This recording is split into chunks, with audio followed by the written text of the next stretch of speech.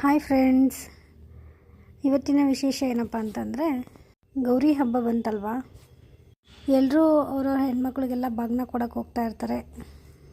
ಗೌರಿ ಹಬ್ಬ ಅಂದರೆ ಹೆಣ್ಮಕ್ಳಿಗೆ ಒಂಥರ ಸ್ಪೆಷಲ್ಲೇ ಅನ್ಬೋದು. ಆ ಬಾಗಿನ ಬಂದರೆ ತವ್ರ ಮನೆಯಿಂದ ಎಷ್ಟು ಖುಷಿ ಆಗುತ್ತೆ ಅಲ್ಲ ಅವ್ರಿಗೆ. ಪ್ರತಿ ವರ್ಷ ತವ್ರ ಮನೆಗೆ ನಾವೇ ಹಬ್ಬದ ದಿನ ಹೋಗ್ತಾ ಇದ್ವಿ. ಈ ಸಲ ಅಪ್ಪ ಅಮ್ಮನೇ ತಗೊಂಬಂದಿದ್ದಾರೆ. ತುಂಬ ಖುಷಿ ಆಗ್ತಾಯಿದೆ. ನಿಮ್ಮನೆಯಲ್ಲೂ ಕೂಡ ಹೆಣ್ಮಕ್ಳು ಇರ್ತಾರೆ, ಮರಿದೇ ಗೌರಿ ಹಬ್ಬಕ್ಕೆ ಬಾಗಿನ ಕೊಡಿ. ಏನೇ ಮರೆತರೂ ಹಬ್ಬದಲ್ಲಿ ಬಾಗಿನ ಕೊಡೋದನ್ನು ಯಾವತ್ತೂ ಮರಿಬೇಡಿ.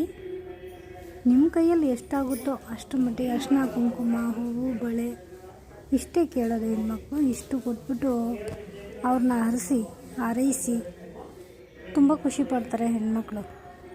ಎಲ್ಲದಕ್ಕಿಂತ ಹೆಚ್ಚಾಗಿ ಹೆಣ್ಮಕ್ಳಿಗೆ ನನಗೂ ತವ್ರ ಮನೆ ಅನ್ನೋದೊಂದು ಇದೆಯಪ್ಪ, ಅಣ್ಣ ತಮ್ಮ ಅಕ್ಕ ತಂಗಿ ಎಲ್ಲರೂ ಇದ್ದಾರೆ ಅನ್ನೋ ಒಂದು ಧೈರ್ಯ ಅವಳಿಗೆ ತುಂಬ ಖುಷಿ ಕೊಡುತ್ತೆ.